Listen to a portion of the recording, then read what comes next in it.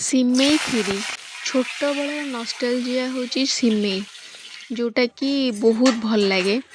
ଆଜି ଯେତେବେଳେ ମୁଁ ଶୋଇକି ଉଠିଲି ସେତେବେଳେ କ'ଣ ପାଇଁ କେଜାଣି ବହୁତ ଇଚ୍ଛା ହେଲା ସିମେଇ କ୍ଷୀରି ଖାଇବାକୁ। ସେଇ ମାମାର ହାତ ତିଆରି ଯେମିତି ଛୋଟବେଳେ ମୁଁ ଖାଏ ସିମେଇ କ୍ଷୀରି। ତ ମୁଁ ସେଥିପାଇଁ ଶୋଇକି ଉଠୁ ଉଠୁ ମୁଁ ତାକୁ କହିଲି କି ମାମା ଆଜି ମୋ ପାଇଁ ବନେଇଦେବୁ ସିମେଇ କ୍ଷୀରି, ତ ମୁଁ ଖାଇବି। ସେ ସେଥିପାଇଁ କହିଲା ହଉ ଠିକ୍ ଅଛି, ମୁଁ ସନ୍ଧ୍ୟାବେଳକୁ ବନେଇଦେବି। ତ ଇଭିନିଂ ହଉ ହଉ ମୁଁ ସାଙ୍ଗେ ସାଙ୍ଗେ ତାକୁ କହିଲି ବନେଇବାକୁ। ସିଏ ବି ଆସିକି ମୋ ପାଇଁ ସେଇ ସିମ୍ପଲ୍ ଛୋଟବେଳେ ଯେମିତି ମୁଁ ଖାଏ ସେମିତି ବନେଇଦେଲା ପରେ ଆପଣମାନେ ଏଠି ଦେଖିପାରୁଥିବେ କେତେ ସୁନ୍ଦର ହେଇଥିଲା। ମୋତେ ଟିକେ ଏମିତିରେ ବି ଟିକେ ଡ୍ରାଏ ପସନ୍ଦ, ସେ ଟିକେ ରହିକି ଅଧିକା ଟିକେ ଡ୍ରାଏ ହେଇଯାଇଥିଲା, କିନ୍ତୁ ଟେଷ୍ଟ ବହୁତ ଭଲ ଥିଲା।